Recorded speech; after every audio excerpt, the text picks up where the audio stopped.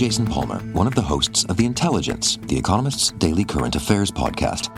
The Economist's award-winning shows make sense of what matters, from our special series on China's president to our weekly podcasts on business, technology, and American politics. Our journalists provide fair, in-depth reporting on the events shaping the world. To get the annual plan for less than $2.50 per month, search for Economist Podcasts Plus to start listening today. Step into the world of power, loyalty, and luck. I'm gonna make him an offer he can't refuse. With family, cannolis, and spins mean everything. Now, you wanna get mixed up in the family business. Introducing The Godfather at ChumbaCasino.com. Test your luck in the shadowy world of The Godfather slot. Someday, I will call upon you to do a service for me. Play The Godfather, now at ChumbaCasino.com. Welcome to the family. VGW Group. No purchase necessary. Void where prohibited by law. See terms and conditions. 18+. If you like listening to Warriors in Their Own Words, check out our other show, the Medal of Honor podcast. The link is in the show description.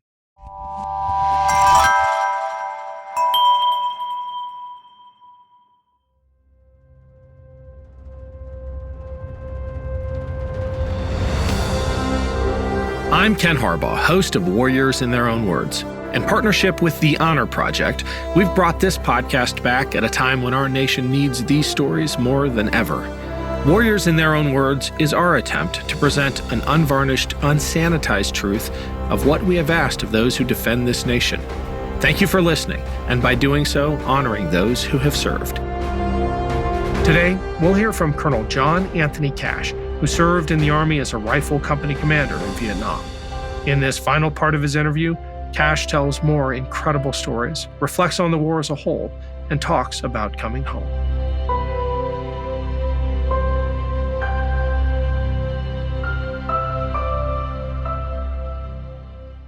See, the thing that we had going for us is that we could get a hold of the enemy and hang on to him and maintain contact. We had all these endless firepower resources. And if they were dumb enough to stand and fight with us, that was it. And if they could get away from us and decentralize and break down so that they didn't present a lucrative target, then we would have to go search for them again. And that's what I think, in retrospect, was the advantage of just keeping pouring it on and pouring it on. We have been told, for example, that the IDRANG was really by design as far as the enemy was concerned because they wanted to give the death knell to the air mobile concept. That's what all the historians are saying after the fact. And it's conceivable that White Wing was more of the same. You see, that we're going to do a job on what's left of the first cav. Maybe they believe their own propaganda. Maybe there were actually soldiers in their army that actually believe that they dealt such a death blow to us. Well, let's talk about advantages. I think they were very well led. And I've always felt, after all the years I spent in the Army, that there are three components to effective use of military force: leadership, training, and the things you use, men and material. I think you can have inferior equipment and even not the greatest training. Good leadership will always make a difference. We had good leadership too, but the NVA, their leadership was even more important because they were highly motivated. As recent events have shown, the communist system threw in the towel and said, we outspent them and outlasted them or whatever. One thing I'll give them, and that's that zeal that the leadership had in belief in something bigger than themselves. And I'll give the NVA that. What else could have allowed them to put up all the hardship and going down the Ho Chi Minh Trail, one guy carrying one mortar round, another guy carrying half of this, and that's on bicycles and things, and they outlasted. I think that's why they won the war at the strategic level, although they didn't win it at the tactical level. I'll give you an example of the kind of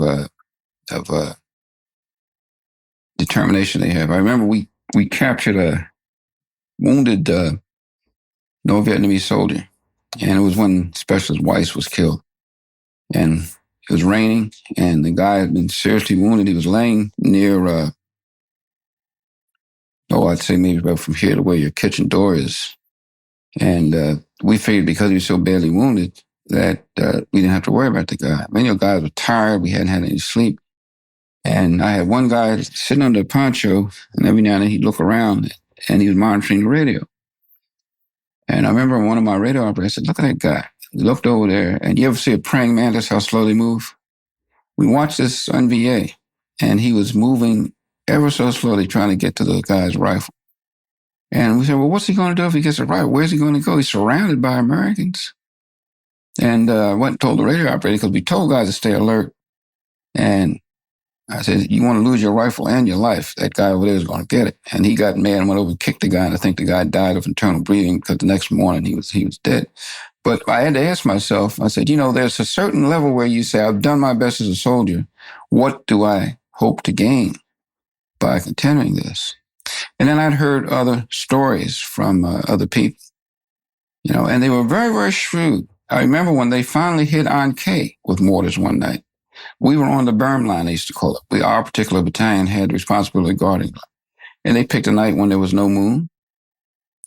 And we could see the flashes of mortars, maybe 9 or 10 rounds in the air before the first one hit the ground. They created a diversion by attacking one side of this perimeter, and then they sent an overwhelming force up on Hong Kong Mountain, which is a little hill about 800 meters high.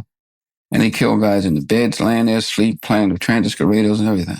It was a major embarrassment. And we're away before we could do anything. I can remember watching a gunship hovering about 200 yards away, firing a full salvo, 48 rockets, 24 on each side, into their storage tank where they kept all the fuel and everything. This big ball of flame.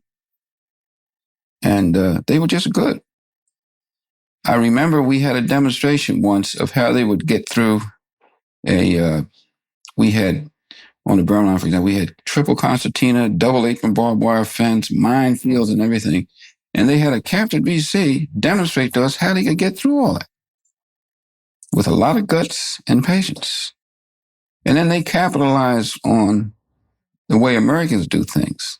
We are kind of lazy and very extravagant. We used to set up ambushes where we would leave a case of C rations or half a case of ammunition in the middle of an LZ. And then the rest of the company would leave, and I would stay behind with one platoon. We'd surround the LZ, and they know that when they see helicopters taking off, the dumb Americans probably left some stuff there. And we could never entice them to come in and take what we had and where we would get them, because they were so good at figuring out how Americans were. So I think they had extremely good leadership. And at the strategic level, I just don't think we were any match to them. Just the night before Saigon was overrun, we had people in Hanoi that were part of that commission that was supposed to see about the way the war was going to be concluded and whatnot. And an American officer turned to his NVA counterpart and said, well, looks like you guys are going to win the war, but let me tell you one damn thing. You never defeated an American battalion on the field of battle, which they didn't. And the North Vietnamese is supposed to reply, that's right, we didn't. But that was not what the war was about, and that's where you Americans made a mistake. You didn't understand what the war was about. They were just good. They used minimum means for maximum gain. And we had all that firepower. And I don't know what it's like to fight without air cover, And they did, and they prevailed. I mean, I've seen B-52 strikes. I've sat at maybe 5 kilometers away, and we watched an area about 3 football fields along erupt in smoke and flame, and dust and dirt. You see gazes of everything going in the air, and then we flew right in to exploit it. And our first reaction was, how in the hell could anybody live through that? Yet we took sniper fire. And we saw bodies sticking up out of the dirt, cows, half of a village blown away and whatnot. And you wonder, how could anybody live through that and still prevail? And they did. You do need rules of engagement, I suppose, because you want to avoid friendly fire against your own forces, for one thing. When you got people going in all kinds of different directions, it was not a linear war like World War II in Korea. And yet it put us at a decided disadvantage because you had to identify the target, and it didn't take them long to figure out what our rules of engagement were. Hell, I mean, all they had to do was read the Stars and Stripes and read between the lines, because things like that in an offhand manner were discussed in the news media. And you had to make positive identification, and then you had to go through a chain of command where the word had to be given that yes, you can fire, or no, you can't fire, so forth on. These guys were so good I remember on my second tour that they actually could imitate American voices. And we should use smoke grenades, for example, smoke grenades. And smoke grenades come in different colors. And if you wanted to fire or do something or identify yourself on the ground so the helicopter gunships could know where and where not to shoot, the VC had the same color smoke grenade. So we had to develop a procedure so that when the guy saw the smoke, he had to tell you what color it was. You couldn't say, I'm going to pop yellow smoke, because the VC would do the same thing as soon as they see yellow smoke. But they were very good. They learned a lesson well. They also did some dumb things. I can recall catching VC asleep in the middle of the jungle. And sometimes they threw trash on the ground and gave themselves away. And then because of the food they ate and whatnot, you could smell. The smell carries a long way in the jungle. And you could actually smell, I don't want to say that from a cultural, ethnic sense, but you just could, because of the sauce they used on their food. And, they had hygienic problems as much as we did. And, of course, we were the same way. You try to tell them a bunch of GIs don't light cigarettes or don't talk. We used to tie a string to each other, use that for signals. It'll last for about an hour. And guys start talking about their girlfriends back home and everything. Yet we still managed to win wars. At the unit level, at the company and platoon level, I would say that they were just as good, if not better, because we were good, too. And Americans are naturally aggressive and whatnot, but we had so much more going for us that sometimes we did not put it to good advantage, like the artillery or like the helicopters and whatnot. And they prevailed. We used to booby trap them because the Vietnamese, I think, had the same attitude towards their dead that we did, to retrieve them. Now, as far as ripping patches off and putting them on bodies, I had one sergeant, he used to carry extra patches. They were not cloth patches. They were the kind that have the stick-on thing. And he would put them on the VCs right around his chest there. I had one guy execute a prisoner one time. And it happened before I could do anything. We were coming, it was on right way. We were coming across a rice paddy. I had 2 platoons abreast. And a VC was probably scared, jumped up out of a foxhole about 50 yards and started to run. And the reporter said, Dong Lai, the interpreter, Dong Lai, which means stop. The guy was just scared. He had an AK on his back, He's probably trying to reach for it at the same time. 2 platoons opened up on the guy. By the time we got up to him, he was laying there. He had nothing but bullet holes. He was laying there blinking, and the medic got down, and the interpreter got down with him. What unit are you in? And the guy couldn't even talk. So the medic said, sir, this guy's dying. Half of his genitalia had been shot off and whatnot. Before I could even say anything, I remember the Sergeant Bass, who was a particularly bloodthirsty guy, walked over and got all the guys, his platoon was the nearest to the action, and got all the guys in his platoon who were new. And started and said, you guys think you're in combat, I'm going to show you what war's like. He took his M16, put it on full automatic, put it right here, and put a whole magazine in the guy's head. Before I could even say boo, he walked up to me and said, sir, you want me to finish him off? Before I could even answer, I was drinking out of a canteen. He went ahead and did it. And then the guy's head just exploded like a watermelon. And they wanted to take his poncho off his back and put it over the bike and all that stay there.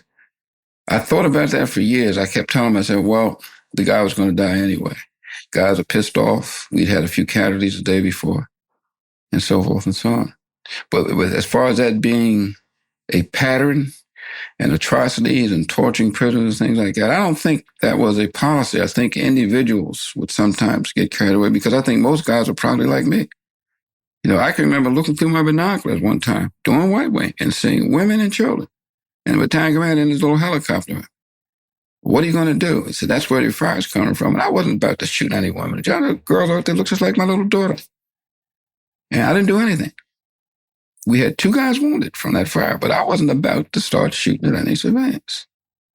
After every operation, or even during operation, we would see bodies of people killed, wounded. I remember one time we came across a woman who had a baby in her arms, and at the last minute, she must have put her hand over the baby's face. It was the only part on either of their bodies that wasn't burned, And you see people laying out in the middle of the jungle with black pajamas on. You didn't know whether it was VC or not. It's a very bloody business. I remember one time we found I think it was a second lieutenant at NVA's body. And I remember we looked through all his personal belongings. The guy was a poet. He was a school teacher from somewhere near Hanoi. I remember the interpreters reading his poems to her. He no more wanted to be out there in the middle of the jungle than a man with a beautiful wife and 2 little daughters, in their school uniforms and whatnot. I don't know. It's all history now. We have these reunions with the first Cav every year, and I don't go to them anymore because of that one experience. But the war stories get bigger and bigger. Bigger and bigger and bigger. A lot of times, because of the way the war was fought, we would be put into a helicopter, and so sometimes we wouldn't even know where we were going until we were airborne. And then I would get a coded message in my helicopter, and I have to figure out how to tell all the other platoon leaders so we at least have a concept of what to do when we got on the ground. The frustration in general terms was not making contact. And it was a double-edged sword because some guys didn't want to make contact because when you make contact, naturally somebody might get killed or wounded. And there was a general feeling that unless you made contact, and let's say you went weeks at a time without making any, always trying to make sure guys didn't get lax and let the guard down. And then trying to figure out what you could do to give them a means of saying that something doing means. We used to have mortar practice all the time because we were always in a problem with the mortars because we had such good artillery support. Each one of the rifle companies had a mortar platoon. And when I first took over, I started having the entire platoon, each one guy carried 181 millimeter round. That's what, 30, 40 rounds. And we tended to draw on the artillery instead because they were so much more proficient at it. Until the point where I eventually retrained the rifle platoon, retained the mortar platoon as a rifle platoon. I got permission to do that. Give us more rifle foxhole strength. But you always had to fight to keep guys at a high level of readiness. Because if you just go for days and days and days, you don't see anything, there's no indication of the enemy, and so forth and so on, you get lax. And that's what you had to avoid. The biggest fear all of us had was getting ambushed. I never got ambushed. I'm very proud of that. And that's because I didn't like to walk on trails. And I remember the battalion commander jumped on me one time. He said, "What do you got against trails?" I said, "Sir, each one of these guys got some lead time, what, 18, 19 years? I said, I want to take them all back home." He said, "Yeah, all you ever do is fire artillery." I said, "Sir, I'll clean out the AP, the ammo point, if you let me." I said, "Because I think one artillery round as an equalizer is a lot more effective with this bursting radius than Private so-and-so over there from whatever, you know." And there are some people that feel that you use Americans as cannon fodder. There is a time and place in combat when it's unavoidable that you're going to have to lock horns with the enemy. But I figured if it's just us out there on the ground and we're trying to make contact, let him know what he's up against. And I had a lot of guys trying to get in my company as a result. You know. The fact of the matter is that if you do patrol, even though you don't make contact, you've accomplished a military objective because you've kept the enemy from doing something else, because mostly they would try to avoid contact with us. Now, it's interesting you say send them out by squads. I always felt more comfortable just to send the platoons out because the platoon leader has got a radio. He's a trained officer in the use of artillery, can call in airstrikes and whatnot. And you weren't always sure that you could trust a sergeant to do that. I don't want to knock sergeants because they run the Army. But I would leave it up to platoon leaders. And we never went out as a company. We went out as a company in the helicopters, but we always broke down into platoons. And I would always stay with the weakest or the most problematical platoon leader. And then I'd visit all the others from time to time, and they would set up mini patrol bases with me as a central patrol base. We tried to stay no longer than maybe 48 hours in one particular location. And you were gaining other things by doing that. Guys were becoming hardened, and they're developing their map reading skills and little techniques you use for being in the jungle and so forth and so on. And then again, it's the intelligence. You know, we had such imprecise intelligence to go on as to the whereabouts of the enemy. I mean, they didn't have the kind of radios we had, so you couldn't monitor their radio signals.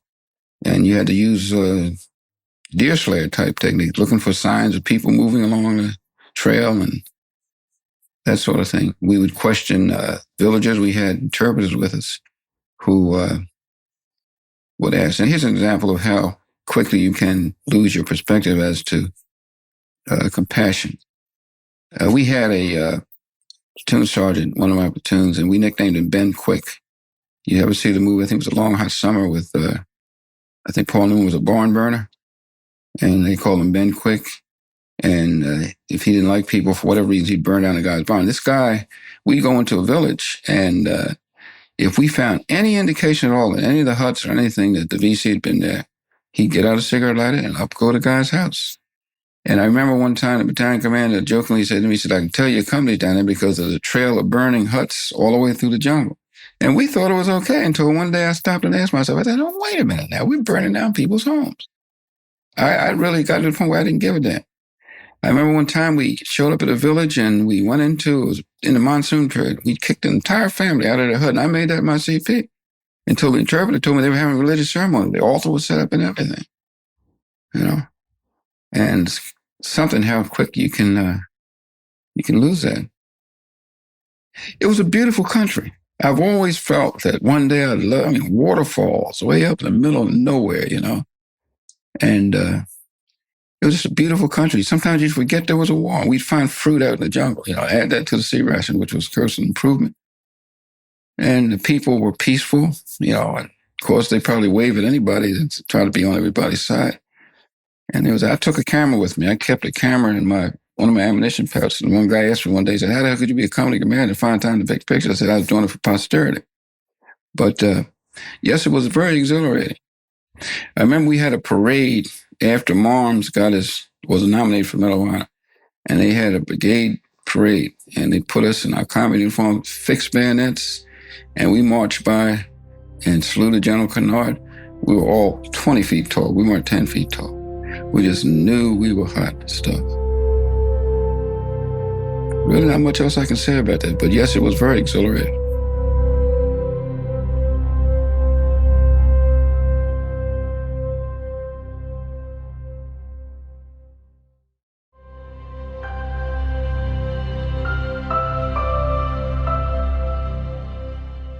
In 1966, it was a different United States. There was a lot of euphoria about the rightness of our cause. I would have gone home buck naked with nothing on but my CIB. I was so proud of myself.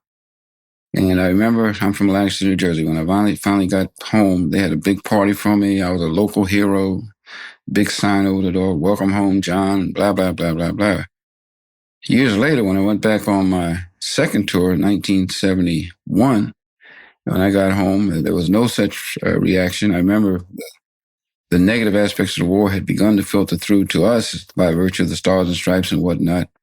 I remember while I was in Vietnam that a group of doctors from the 93rd, I think it was 93rd Evacuation Hospital working out of Saigon, wrote an open letter to the Army leadership or to someone, I don't know who, but it was published in the Stars and Stripes about what are we here for?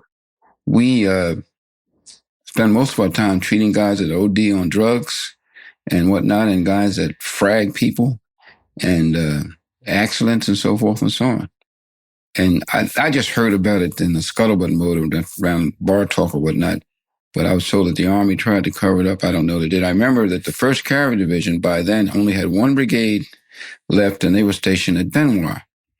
And there was a talk, it got in the Stars and Stripes, there was talk about a platoon leader who went out on an ambush patrol and had some trouble controlling the platoon because there was this, I don't want to be the last guy in Vietnam to get killed, just like the Thais. I was advisor to the Royal Thai Army, and they had one brigade left. And as it became obvious, when the date was announced to the commanders when they would be going back to Bangkok, they all of a sudden stopped being very aggressive in the field. And I remember the American general for that 2nd Regional Assistance Command came down to me and said, I want these damn Thais to make more contact. I said, sir, why don't you come down and tell them, man, I'm working for a Thai general, and I don't think I'm in a position as a major to tell them what to do, but you got 2 stars, and you can certainly do more than I could. But you could see the differences in morale on the second tour and how it was reflected from the mail I would get from home and whatnot, and what was going on in the United States, the pathology of all the stuff with Kennedy and Martin Luther King and Robert Kennedy and so forth and so on. And the Watts riot and George Wallace running for president, and then the racial thing had entered into the Vietnam scenario in a big time. I remember when my first tour was there, the Army has a large preponderance, overly so, maybe 10% more than it's reflected in the population at the time. And I can't recall of any race problem. I don't think I had blinders on. I certainly would have picked up on it. And as I've told people, we used to come back from the field, my first tour, and literally the companies would be fighting each other, getting into fist fights over who killed the most VC. That's how high the morale was. By the time we had my second tour, there were black soldiers separating themselves, having a meeting, giving the Black Power salute. There were race relations officers assigned to most of the major units. I can remember going into a drug treatment center and seeing a helicopter pilot, an officer laying up there, a young kid who had been strung out on drugs, and they certainly couldn't let a guy fly a helicopter. And I said, well, things must be pretty bad when you see an officer involved in that crap, because officers are supposed to have a different code altogether. That's why they're called officers. And then it was just a question of when are we going home and getting it over with? I've got a son from Generation X. He was born while I was in Vietnam. And although I love him to death and so forth and so on, I know that he's different from me, just like I'm different from my father. I have a lot of disappointment in these people that then I may just be a dinosaur to them. I don't know, especially the black kids, because they look at a guy like me and say I'm a sellout and this, that, and the other. And I try to tell them all the time. When I was teaching high school, they'd say, what's a fool like you doing in Vietnam? I said, man, you don't understand. I said, why you want to give it to the white boys that don't want you to even be in this country, that hate you because of your color? This is your country as much as it is anybody else's. But it's like I'm talking to that box over there. It might be that I come from a generation where you always obeyed people in authority. I would never think of saying the things to my parents my son says to me. And I think he loves me and this, that, and the other. I always tried to please people in authority. People of my generation did. I used to get trembling feelings and my throat would lump up saluting the flag.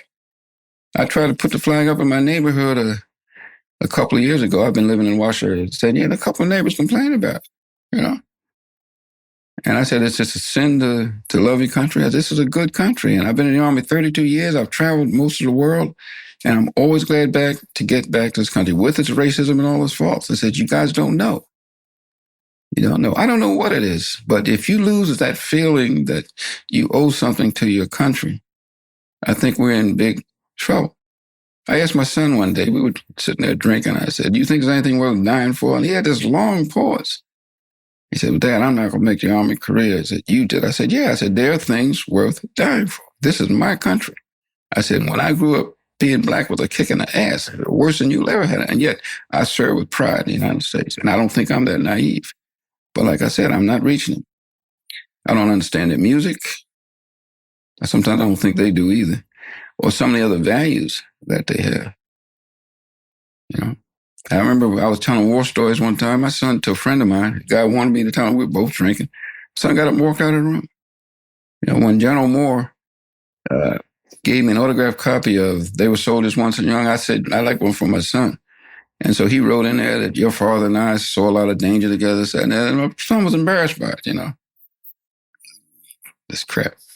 I told him what I was doing the day he was born. I was up at Operation White Wing. We were getting ready to go out on operation. When the Red Cross guy came and told me, Colonel Moore said, give him about 10 minutes to let it sink in. So they cut off the helicopter. I told him how I sat there and how proud I was to have a son, you know. And my house, one of my hobbies, I build model airplanes and tanks and everything. Every room in my house has got all this stuff all over the place. It drives my son up the wall. He moved in with me because he's trying to go to college on the cheap. He took all my models and everything, put them out of the room and so forth and so on. But then nowadays, it may be getting back to what it used to be. It was not considered very nice to be for your country. You just want to do a good job. Like I said, I came back and, you mean you volunteered for Vietnam? I said, man, I'm a soldier. What the hell am I supposed to do? The whole purpose of being in the Army is I don't want to invent war just so I can go find out what it is to orchestrate all the machine guns and the troops maneuver and everything. But that's what I'm in the military for.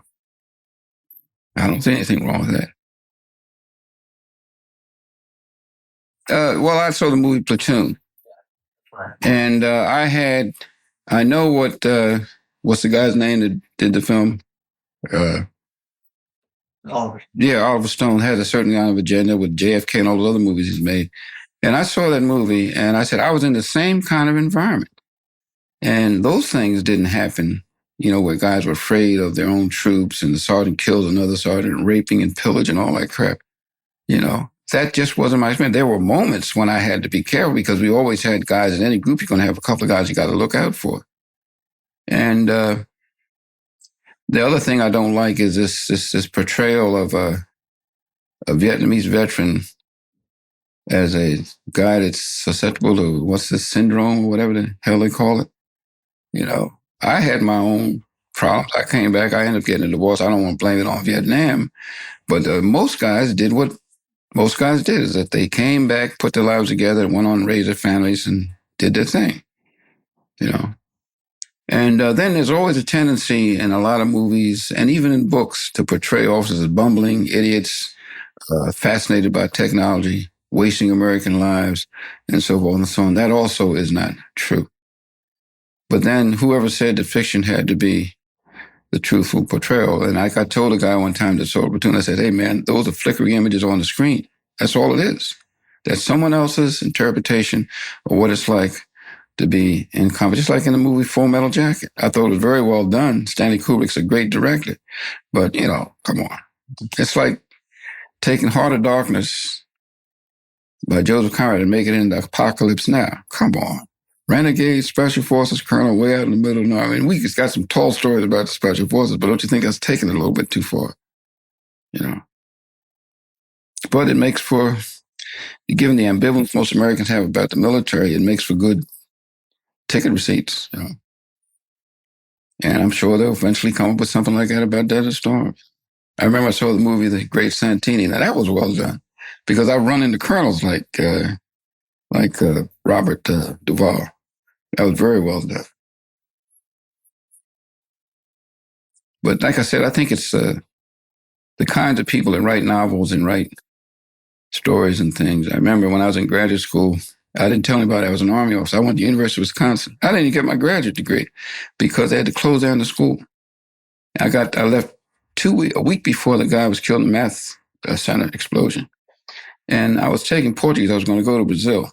And I was taking a course in Portuguese literature. And by about the third week, I took a summer course. We each had to stand up and say where we were from. Now here I am going out with these students. I don't wear a beard. I don't have an afro 10 feet wide. I'm just the average run-of-the-mill guy. And I got more money than other students. And then when I finally had to stand up and tell them where I was from, you know, I tried to beg my way out of it. I said, I work for the government. And one thing led to another. And when they found out I worked for the Army, you know, these kids, we had these movable chairs with the arms on them. I had one entire side of the room to myself. And I asked them, I said, no, I thought I was a good guy. I said, you guys buy your beer all the time. Anything. Now you want to institutionalize me. I said, and I suppose people should do that to you because you don't wear bras and you have long hair and don't take baths and walk around barefoot and everything. And we do have people in the military that look at society like that. I remember Robert Gorowski came to Fort Leavenworth and at the Command General Staff College. He gave a guest lecture. And the subject was, why does the Army try to make the reporters their public affairs officers? And it got very heated. And he says, our job is to report the war, warts and all. He said, we're not trying to do a job on the military, but a lot of times you guys tend to be self-serving. We try to get behind that. In the question and answer period, it got so acrimonious. One guy stood up and said, let me tell you, I'm going to be a battalion commander. If I catch one of you damn guys in my area operation, watch out. It got real quiet, and the colonel of the Marine program had to call it off. And a lot of guys in the class agreed with what he said to Mr. Gorowski. But viewed from a certain perspective, Platoon was a good movie, so was Full Metal Jacket, but, you know, it wasn't my experience. I remember when I got back to the States, I saw the thing really turn myself. A first cav guy with a first cav patch on. There were two guys holding down the VC, and they were taking the canteen and pouring it down his nose. I'm sure there are probably colonels and people in authority that condone that sort of thing. And I will say this much, that sort of thing does work. That's one of the things that people don't like to talk about. I had experience in El Salvador as an attaché, and I found out one thing: terrorism works like a champ if you wanted to. The guerrillas down there didn't take prisoners when I first got to El Salvador, nor did the government. And they said, well, what do you take prisoners for? They're nothing but delinquent terrorists. And Look what the VC would do. They go into a village and they would kill anyone in authority. If the person could have just been a militiaman, or something, they'd kill him. Or as pointed out in the movie with Marlon Brando, and he said how they would send out teams to provide medical aid, and so the VC would come behind them and cut off anybody's arm that had been inoculated. That doesn't surprise me. We had a program in Vietnam that started after I left called the Phoenix Program. Now, if they were assassinating government officials and all American advisors they could find, wouldn't it make sense that we do the same thing to them? And it was very effective. But the people back here in the States got worried up, oh, we can't do that, so forth and so on. But those things happen in wars. I suppose everybody that's ever been in one has got things he'd rather not talk about. I don't think so. You can see some guys have had the usual things that happen to people when they get middle age. I've had a 5 pass. You meet guys, you don't recognize them. They gain so much weight. They're a shadow of their former selves. General Moore has had a hip replacement. He wears a hearing aid. I can't believe that stuff when I look at him. This guy used to outrun anybody. I think a few guys have gotten religion. Some guys don't ever bother to show up. It did a lot of damage to a lot of marriages. You can tell. And we all sit around, at least when I used to go to them, and try to relive the past, and you can't recapture it. I'm 58 years old. When I was in Vietnam, I was 29. I could run up hills like a gazelle, or a goat. I weighed 209 pounds. In Vietnam, I was 178 pounds. And all the rest of us were the same way. You look at the pictures then, and look at the guys now, we're portly middle-aged men that don't really fit in anymore. I remember we started singing Gary Owen at one reunion, and somebody from a party next door came in and said, why don't you people pipe down? Almost caused a riot. That was Colonel John Anthony Cash. Thanks for listening to Warriors in Their Own Words. If you have any feedback, please email the team at kharbaugh@evergreenpodcasts.com. We're always looking to improve the show. And if you enjoyed this episode, don't forget to rate and review.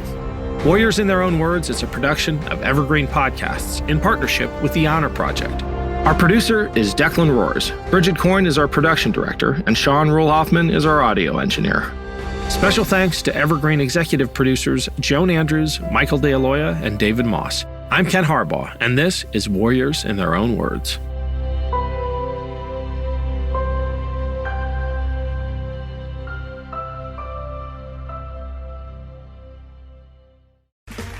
Okay, round 2. Name something that's not boring. A laundry? Ooh, a book club. Computer solitaire, huh? Sorry, we were looking for Chumba Casino. That's right. ChumbaCasino.com has over 100 casino-style games. Join today and play for free for your chance to redeem some serious prizes. ChumbaCasino.com. No purchase necessary. Void where prohibited by law. 18+ terms and conditions apply. See website for details.